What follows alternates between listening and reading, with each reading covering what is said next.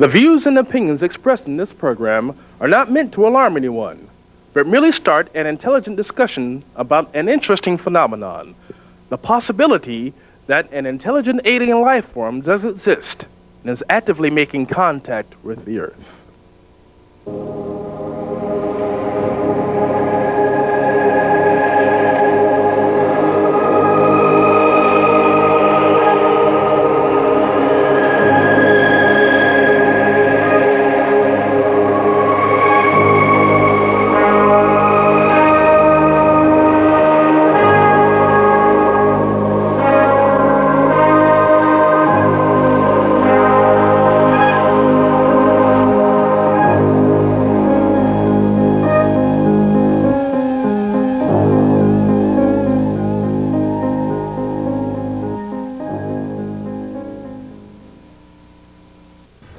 Good evening and welcome to UFO Update Live.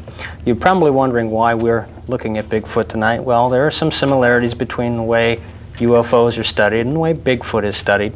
There's plenty of convincing, even if it is coincidental evidence, and for the most part the general academic world sort of brushes it aside. To help me explore this issue tonight, I've got Pat Packard, who is the president of the Associates for Scientific Knowledge. And we have with us Brian Skow, an associate of ours connected with our group and has been doing some detailed work on Bigfoot. Later in the show we'll be talking to investigators Joedy and George Clappison, who have been conducting some local investigations, as well as Reverend Birt and Ron Schaffner, also local longtime UFO investigators. As the opening sequence pointed out, Bigfoot has got a history in this country. Clearly was here before Columbus, and there seems to be a tradition and folklore among Native Americans as to some kind of man-beast. I'm not an expert on folklore. I don't think any of us really are, but how can we, evaluate folklore? Well, I don't know how you evaluate it. I do know that, what we're talking about is essentially a myth. We don't have any real hard facts to back it up, and myths have been used by cultures throughout time to perform various functions, explain why the wind blows, or explain moral lessons, or just to keep the kids, the boogeyman will get you, don't go in the woods. So just the fact that we have a myth that talks about Bigfoot doesn't really mean a whole lot to me personally. Right.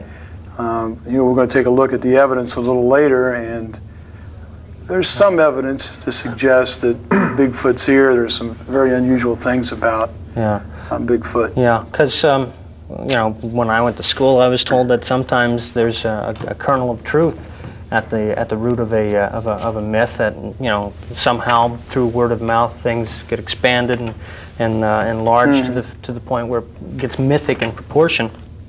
So we may have something in the folklore that's trying to at least give us a hint of what we're looking at. The thing that strikes me though about it is that this is from all accounts a fairly large animal, maybe 7-8 feet on the average tall.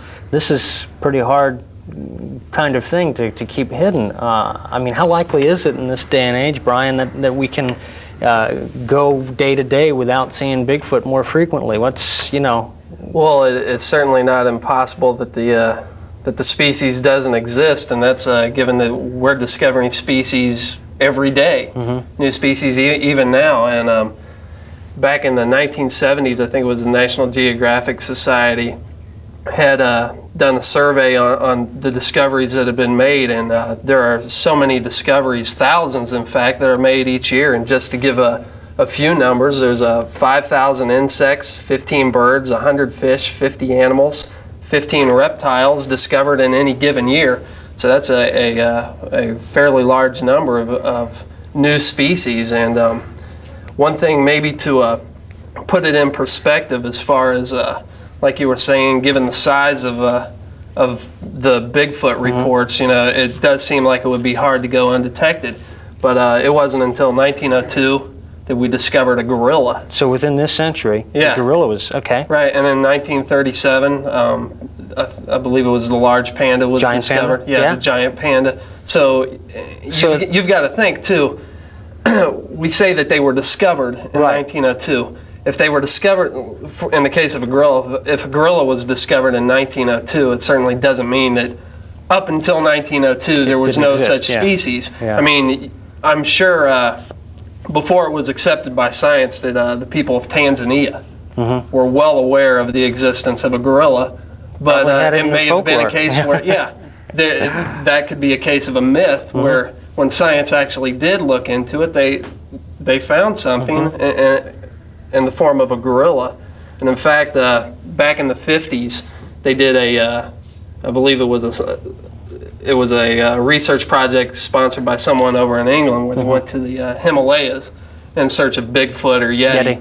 And they didn't find any existence of Yeti, but they did find 4 unknown species.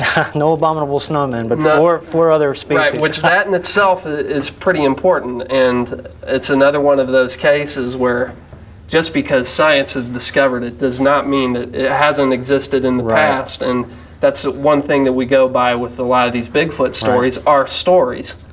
But is there anything currently, that kind of crystallizes this for us? Yeah, just recently, I think it was in 1994, and I believe we have a picture of it. It's a species, I think it's unnamed as of right now, but it's called an ice borer, and it's got a hot plate on the upper part of its head. It looks like almost like a beaver type of species, and it can actually melt the ice. And how it was discovered was a penguin was sinking through this ice up in the Antarctic, and they pulled the penguin out.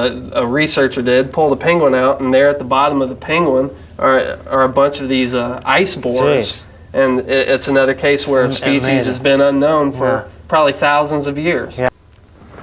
Okay, that is some rather fascinating footage, and there's been a lot of work and a lot of controversy with this piece of film. Can you maybe bring us up to speed on that? Well, even the people that are Bigfoot advocates argue about things like what size is this animal, and actually there's a lot of things about it that remind me of a humanoid, the man in an ape suit.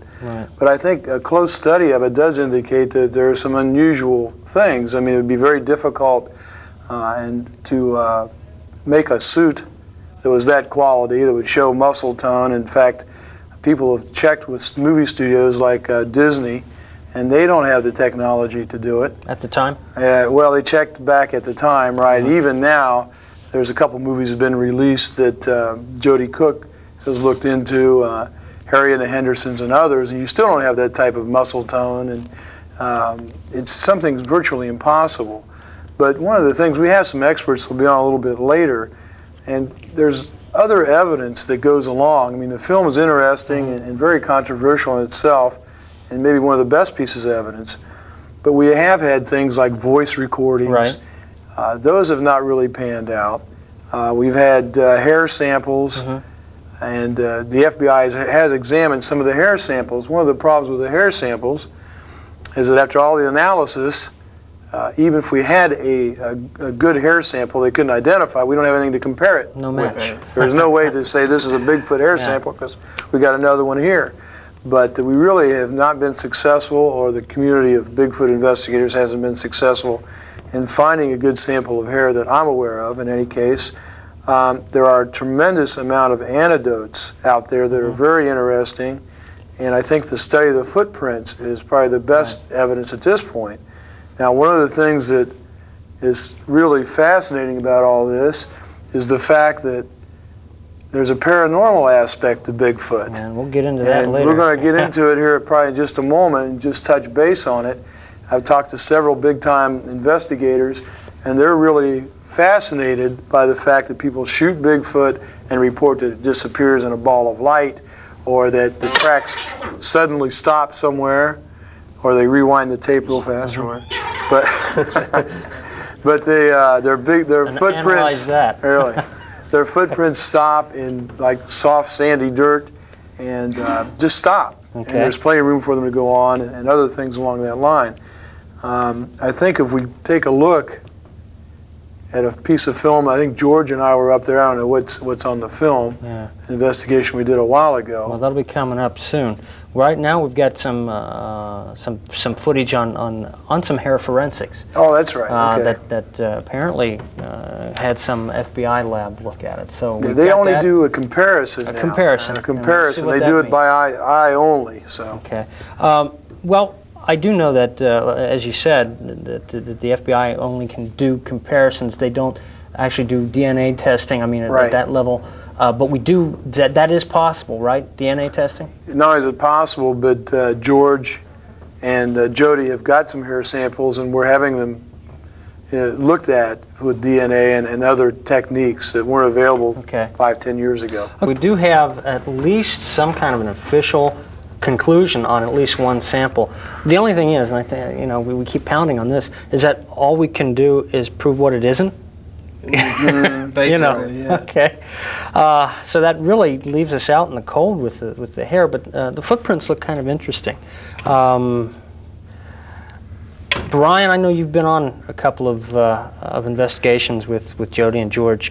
Have you seen any footprints or casts that you might give us some insight? Well, we've seen some things that may be footprints, but it's one of those things where we're not so sure, and it's one of those things where with most of the so-called authentic cases of Bigfoot footprints, they're not what we would normally think of as a footprint, being that they're not a perfect foot outline, which is some see as evidence of it being genuine, and that the fact that no one walks the exact same way with each step. But what we have found on some of our expeditions, we really can't prove that it is a footprint, but it certainly does have some properties of a foot. And I know that Joedy and George had taken a cast, and I believe it was up near outside of Akron. Yeah.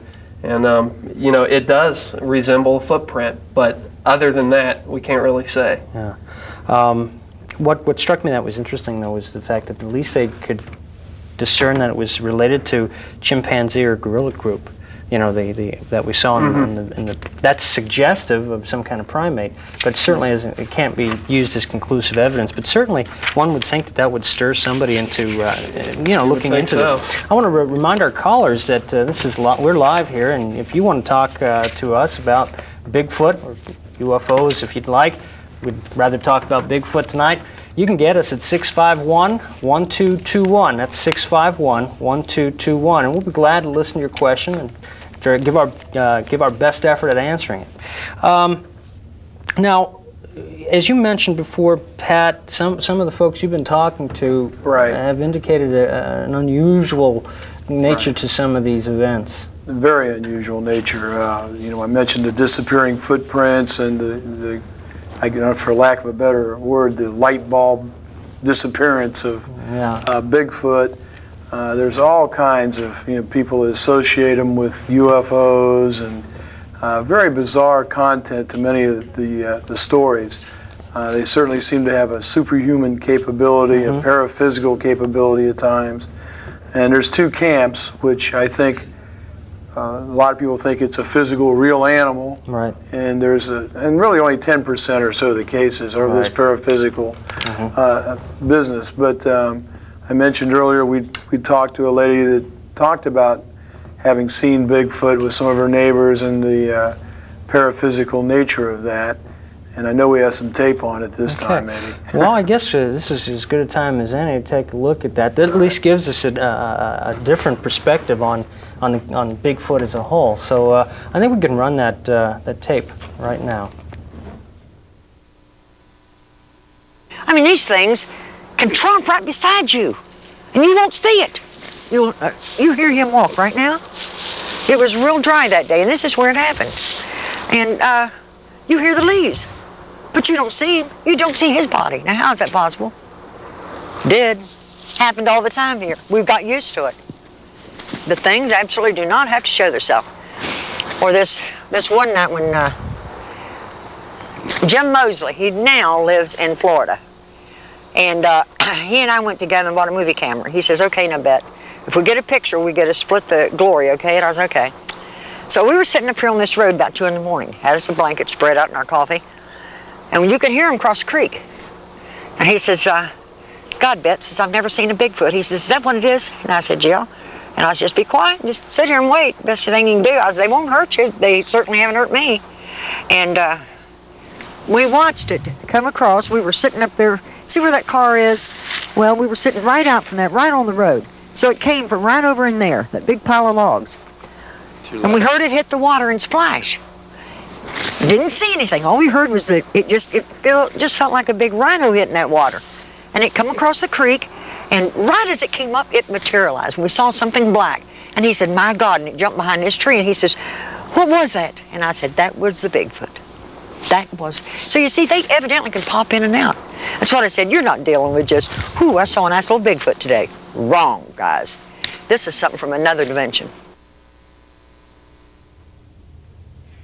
Yeah, I'd like to introduce a couple of Bigfoot investigators. We have Joedy Cook here, who's been a key player in collecting information and doing some research for this show, along with George Clappison. Both of these guys have been doing some of the grunt work that is included with any kind of investigation of this sort. Now, Joedy, you've been doing some local stuff, but you've also been, I think, contacting with some of the national groups. Is that correct? Right. We came in contact with the Bigfoot research project out in Oregon, and the director is Peter Byrne, and we kept in contact with Tim Olson out at the Bigfoot Study and Research Group in California.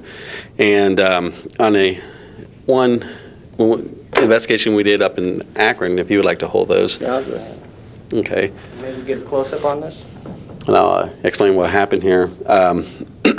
We went out to an area, and this is about an hour and a half from the main entrance where we went up in Akron. I believe it was Canal Fulton, around that area.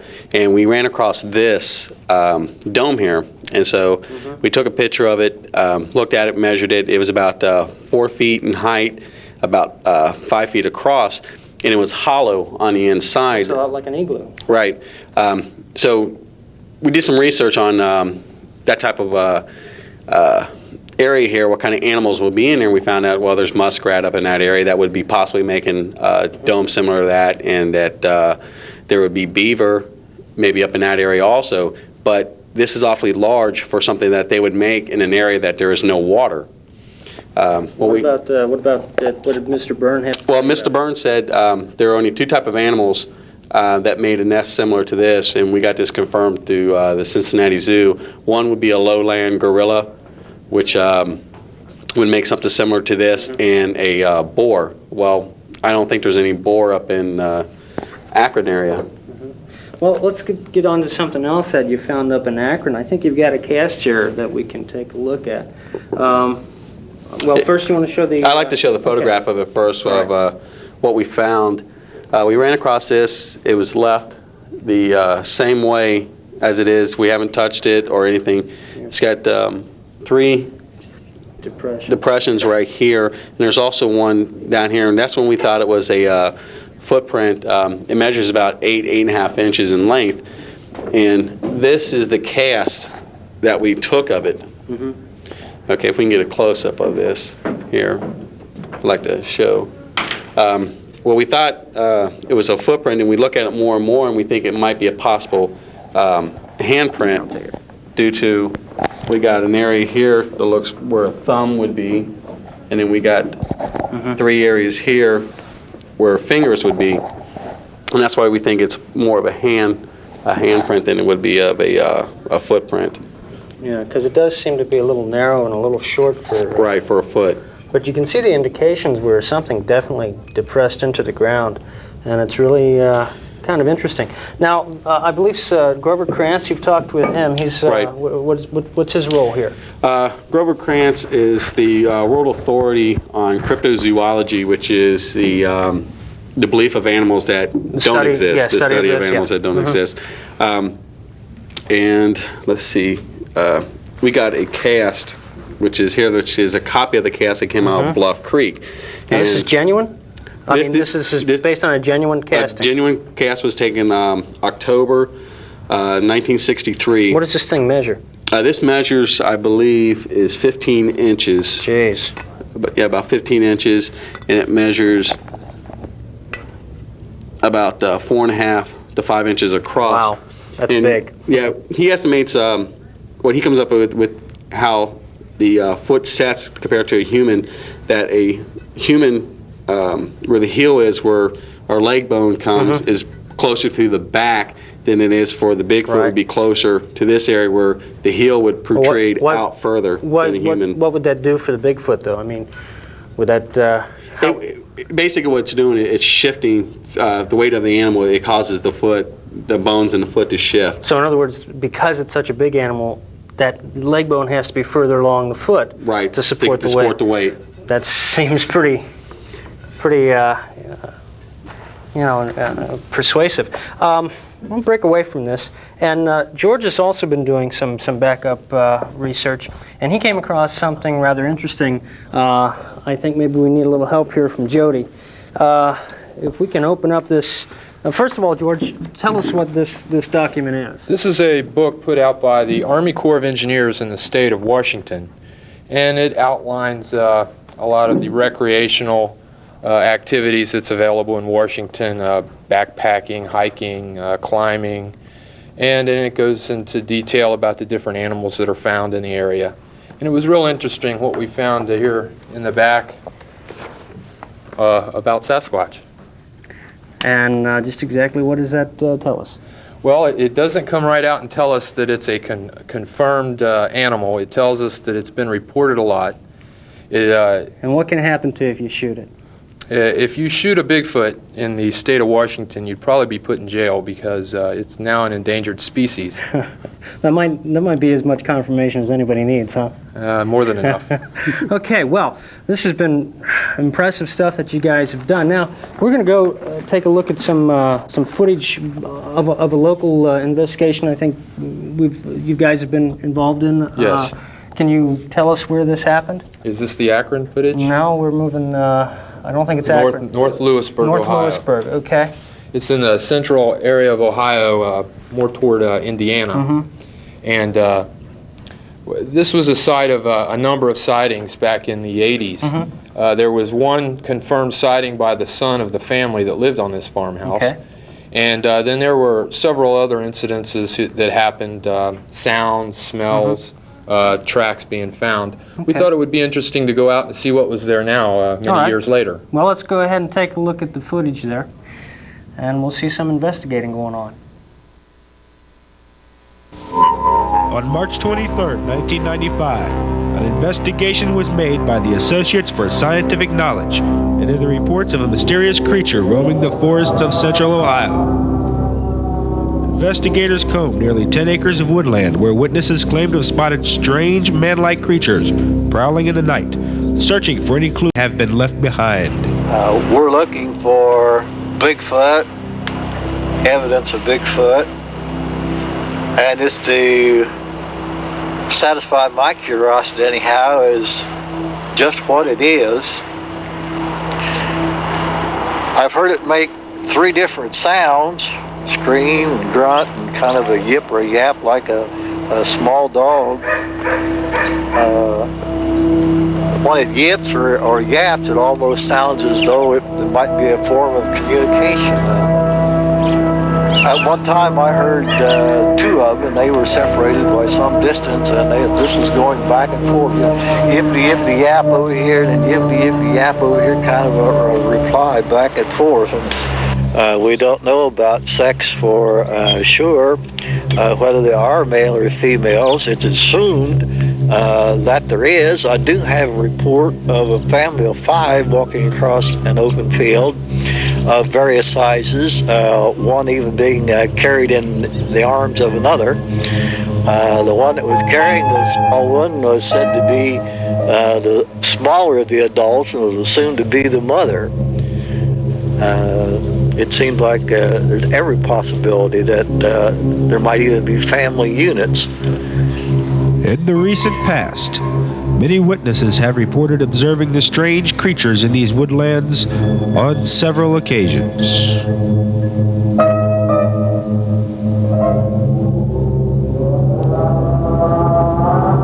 the investigators looking into the area for solid physical evidence began to stumble upon traces of something curious. We may have walked by something we ought to give some more consideration to. Down along the fence line there, where whatever it was vomited, it vomited on both sides of the fence. And it's like this. How tall does that creature have to be, or what kind of a creature is it? What in this woods could have done that? Associates for Scientific Knowledge investigator George Clappison made further analysis of the region, which also revealed more unusual discoveries. Well, it looks like the scat of some animal. Exactly which animal remains to be determined, but it's definitely in a strange spot, about 4.5 feet off the ground. It's a large quantity, so it rules out animals like raccoons or possums. I mean, we're talking that's a healthy animal right there. And it looks like you can see remnants of corn, and you can also see some fibers. It looks like it might be animal hair. I picked this up off the ground about 5 foot from where I'm standing right now, and it appears to be residue that an animal of some type has chewed up and then spit out. There's quite a few spots of it around here. There's a couple right over there, some right over in here. Quite a bit of it. As if this was either a feeding ground or a spot where an animal has been going out and bringing its food in here and eating it.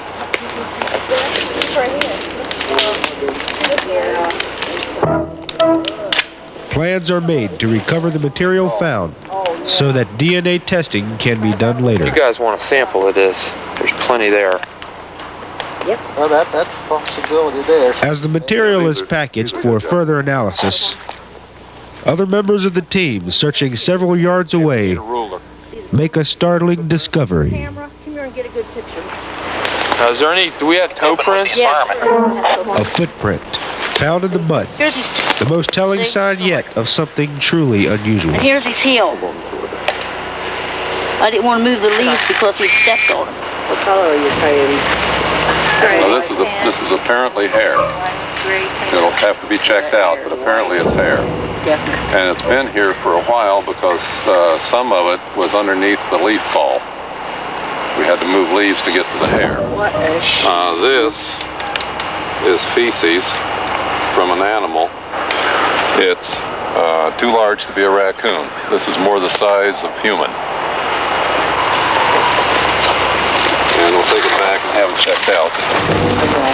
Members of the team believe they have found something that warrants further investigation. All over the place.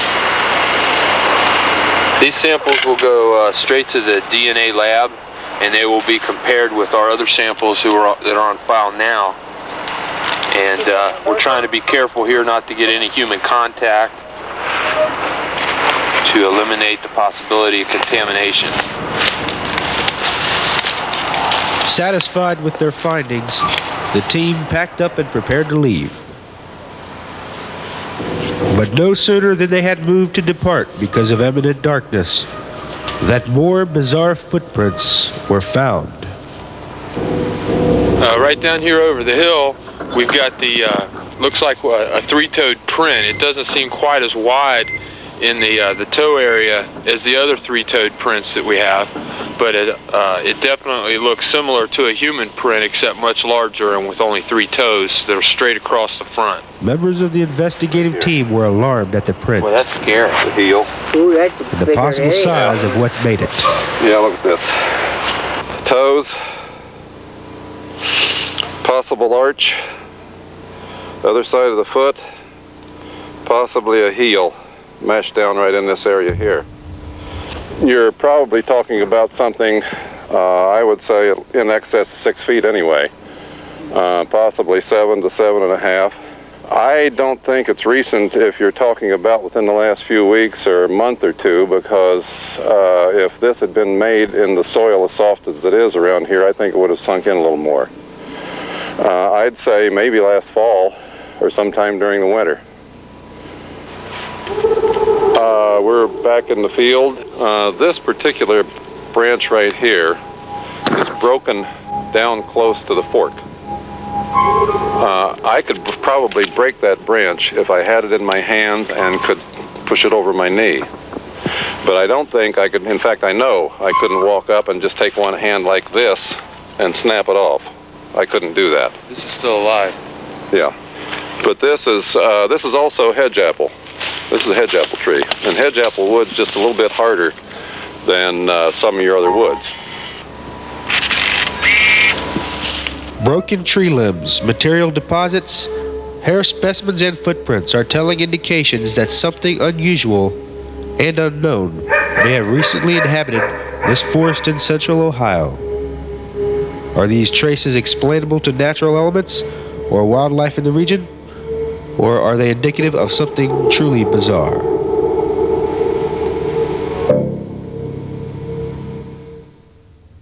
Okay, thanks for coming back with us. Quite an informative little piece there, and I think we'll talk to one of the principals in that investigation, Reverend Birt. Reverend Birt, how long have you been involved with researching? Since the mid-70s. We began to get the idea about that time that there was something different going on, but it probably was 1979 before we really knew what was happening in that area. And one of the first sightings that we had was at the Simpson farm where this woods is that we've been watching on the film clip. And it was on a Saturday. It was in October. It's October 7th, I believe. And young Mr. Simpson had gone back to the woods to bring up a tractor loaded with wood. He had a tractor wagon back there. They'd been cutting wood through the weeks and had it loaded, and it was his job to go back and bring that up and unload it and put it in its place. And like any other teenager, he kind of just meandered back the lane as he went back to the woods, and he heard a little noise, and he had looked up, and right at the edge of the woods there was something standing there that he'd never seen before. And it screamed about 3 times and ran back into the woods, and he turned around and went back to the house.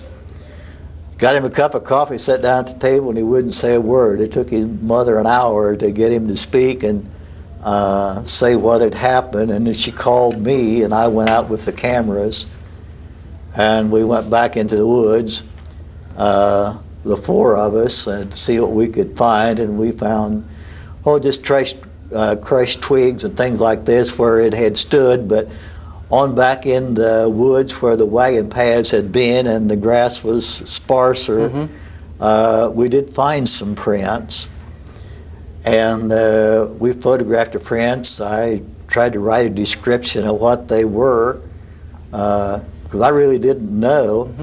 The only thing we could think of was bear, but we'd never seen any bears in this part of the country before. So you feel that this is a highly credible case?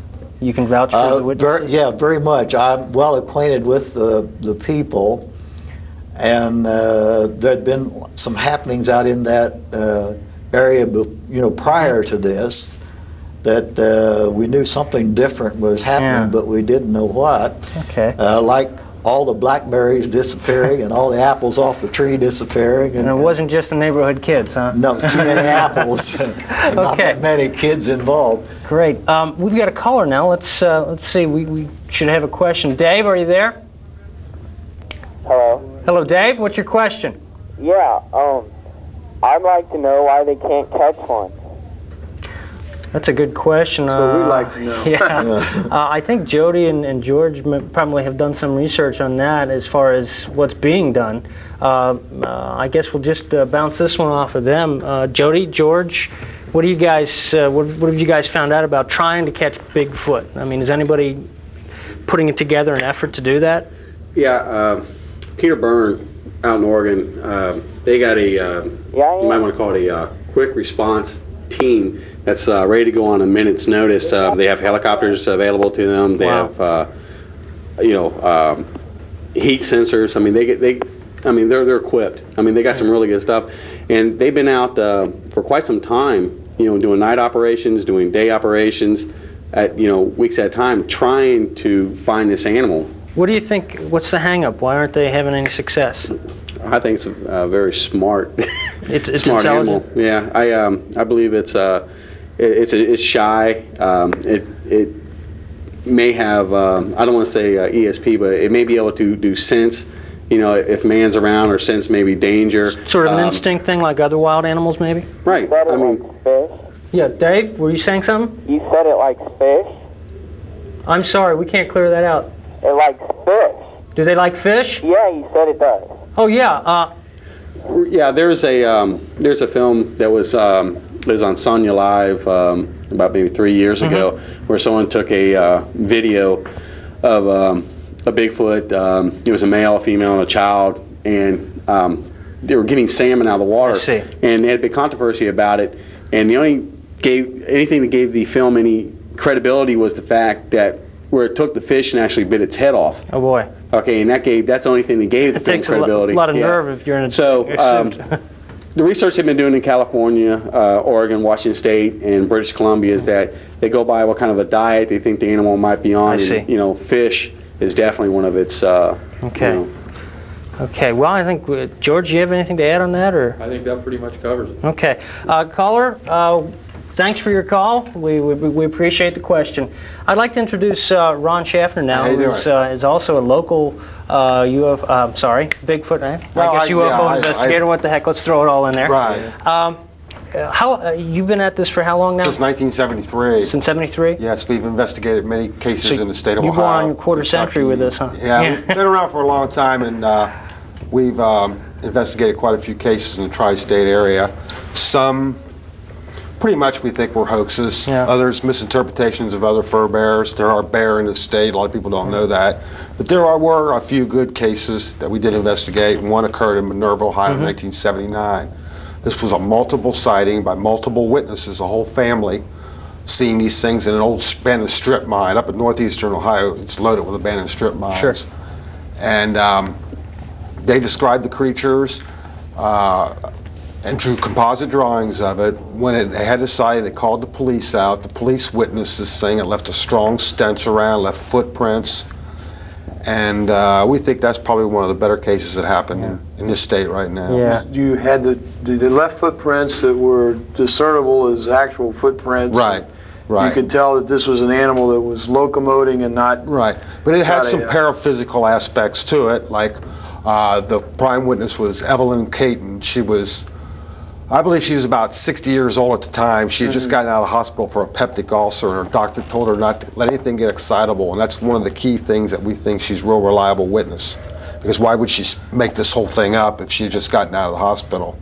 She, her husband, Herbert, tried to shoot this thing with a .22.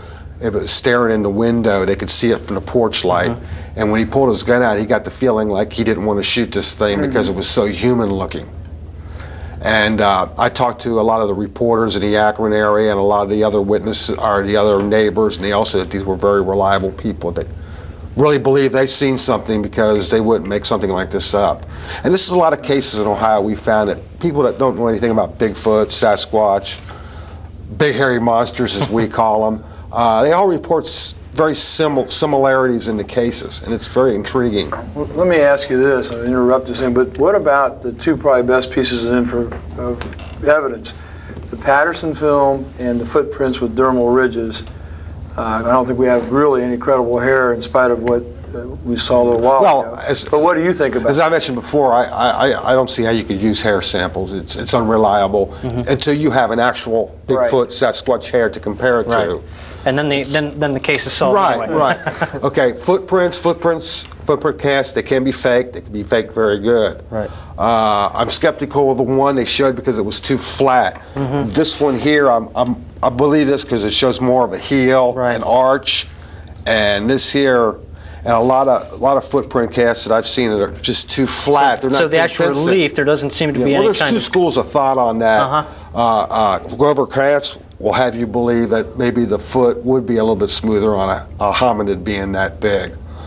The Roger Patterson film, I am convinced that is authentic. That is one thing that I'm convinced of, just because of the way if you've seen the way the creature was moving its arms. A creature that weight would have to move its arms like that to balance itself. You can see the muscles on the legs. Right. The first thing you look for in a costume or a possible fake is folds in the costume. Right. You don't see any of that. No on baggies, there. huh? As far as the dermal ridges, I think they're fakes. I know Grover Krantz has a convincing argument that it'd be hard to fake one of these prints with dermal ridges. I got a report from the U.S. Forest Service hired Joe Harden from the Border Patrol. He's a tracker with 25 years experience, and he has come to the conclusion that they are fakes based on, he could see that somebody had moved twigs in the dirt around from the footprints were. The toe movement was not in conjunction with the heel indentations or the arch. The spacing between the prints or the strides would not match up with the purported creature. So there are some internal things here, well, Paul, not just apart from the dermal Paul ridge. Freeman, the original witness who's seen this thing, was also working part-time for the Forest Service, and he was trained somewhat in forensics. He would know about dermal ridges. And there are several ways. So there are, Freeman's in question here then. I mean, yes, definitely. He's the guy that's perpetrated some hoaxes. Right. And we know about him, and he seems to be... There are several ways to do dermal ridges. Well, I need to explain something to the audience in case they don't understand what a sorry, dermal ridge is. I'm going a little too fast here. A dermal ridge is your toe print. It's like the fingerprints that you have only on the bottoms of your feet. Right. And so that they're not confused as to what we're referring to. Go ahead. I wish I had more of the information in front of me. I have the files at home. I didn't know we was going to get into this a lot, or I would have brought them with me. Well, but Joel Harding did a very thorough report on this, and I'm no physical anthropologist or anatomical zoologist. Okay, Grover Krantz knows his stuff. I won't doubt that. But as an investigator, a grunt, as you call it, which I was all these years, I didn't mean that as an I go along with what the tracker says. Okay, I have to agree with you there. Reverend Birt, what's your feeling on this whole Bigfoot thing? Well, to me, I believe that it exists. You feel that the stuff you've got in these wonderful catalogs, this cast came out of Simpson's wood, and the size of the foot pretty much matches the size of the creature that they were talking about. And as he was saying, the importance of stride is important because that has to match too, and that was there. But I have some prints that I took in the snow at the Triad Elementary School about 1980. And this was in March, and it warmed up a little bit and the snow had melted. And then that night it snowed. It began snowing about 2 o'clock, and we checked the time of the snow at the airport in Urbana, so it began to snow about 2 o'clock. It snowed about 1 inch, and just enough to make real good footprints. And these were 17 inches long, and they were 6 inches wide, and they run about a mile and a half in length. And they come across the road and made a loop around through one end of a little woods that's there. They have a land lab that the high school students work in. So I think it would be fair to say that that's a lot of work for someone to hoax, right? I mean, that's going to a lot of effort. It's like he said, no footprint was alike. There might be 1 inch or 2 difference in the stride. They were not always placed down equally in the snow. This might be deeper, that might be deeper. That is key. Footprint rocked with the terrain and well, I guess that. we can say then that as far as the best evidence we're going to have until we get one, it's going to be in these footprints. So we've got this big mystery, and it's just like any kind of mystery. You know, the criminal leaves a footprint, and that's our clue. This has been really an intriguing evening. I think we've really broken some ground on this Bigfoot phenomenon, and I really appreciate your time with us, Reverend My Birt. pleasure to be here. Mr. Schaffner, thanks for coming. Joedy and George, thanks for all the hard work you've done in building the research for this program. Now, let's get back to updating some UFO information. Pat has come across something about the Roswell crash that he thinks might be of some import. Well, you're going to hear a lot of rumors about the autopsy film from Roswell. In fact, I talked to the people in England that have that particular film. Almost everything you've heard is not true. Kodak has not analyzed the film. They only have like 5 or 6 minutes worth of film in their possession. They're skeptical of that.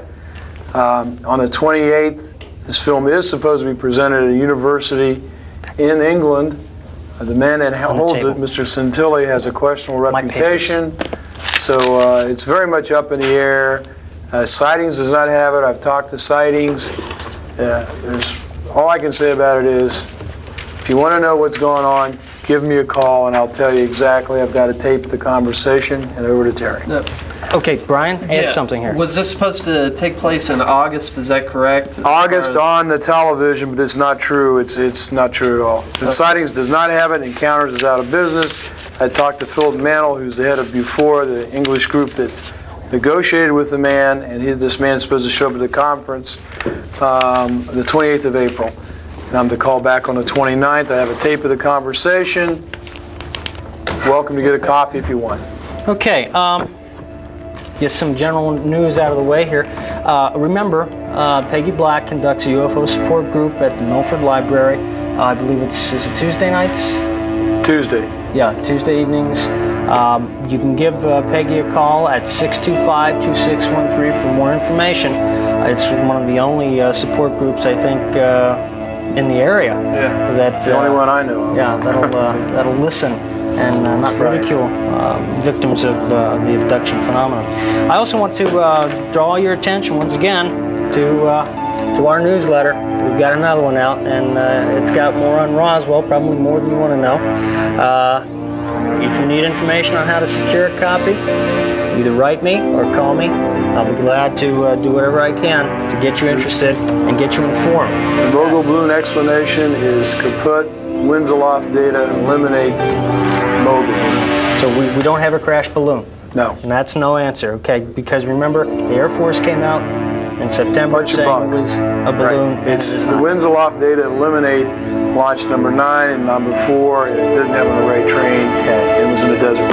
All right, again, I want to thank everybody who participated. It's been a wonderful evening. We've certainly gotten into some animated discussion. One other thing, if we're still on, yes, call us and give us some reports. We need to get some things coming in.